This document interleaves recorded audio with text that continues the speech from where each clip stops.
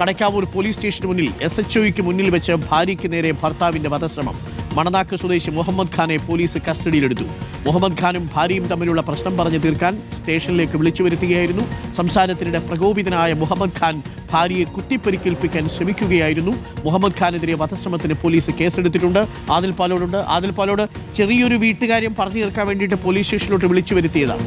അവിടെ എത്തി അത് വധശ്രമമായിട്ട് ഭർത്താവ് തിരിച്ച് ജയിലിൽ പോകുന്ന അവസ്ഥയെത്തി. അപ്പോൾ ഇയാൾ വീട്ടിൽ എന്തായിരിക്കും ഈ ഭാര്യയോട് കാണിച്ചിട്ടുണ്ടാവുക എന്നുള്ളത് നമുക്കിപ്പം ഇവിടെ നിന്ന് സങ്കല്പിക്കാൻ പറ്റുന്നുണ്ട്. അതും പോലീസ് സ്റ്റേഷനിൽ SHOയുടെ മുന്നിൽ വെച്ച് എങ്ങനെയാണ് ഇങ്ങനെ ഒരു കൃത്യത്തിന് അയാൾ ശ്രമിച്ചത്? എന്താണ് സംഭവിച്ചത്? അതിൽ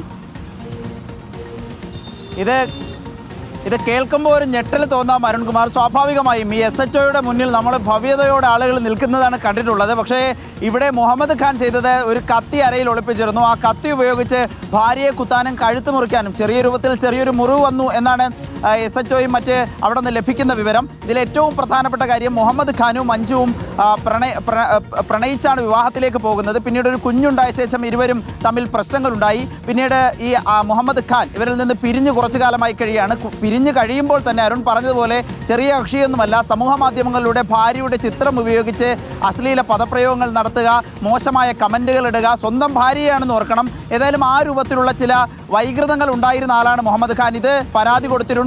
DYSPക്ക് പരാതി പോയി. അങ്ങനെ കടക്കാവൂർ പോലീസ് സ്റ്റേഷനിൽ ഇന്നലെ ഉച്ചയ്ക്ക് വരെ രണ്ടുപേരെയും SHO വിളിച്ചു വരുത്തി പ്രശ്നങ്ങൾ പരിഹരിച്ചു പോകണമെന്ന് വാക്കാൽ നിർദ്ദേശിക്കുകയായിരുന്നു ലക്ഷ്യം.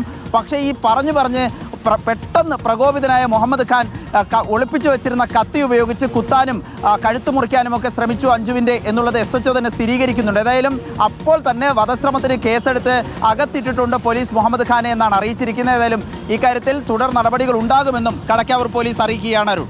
ഓക്കെ, അപ്പോൾ സംഭവം SHOയുടെ മുന്നിൽ വെച്ച് പോലീസ് സ്റ്റേഷനിൽ വെച്ച് ഇങ്ങനെ ഭർത്താവ് ഭാര്യയെ ചെയ്യുന്നുണ്ടെങ്കിൽ ആരും കാണാത്ത സമയത്ത് ഈ ഭർത്താവ് ഭാര്യയെ എത്രമാത്രം ഉപദ്രവിച്ചിട്ടുണ്ടാവും?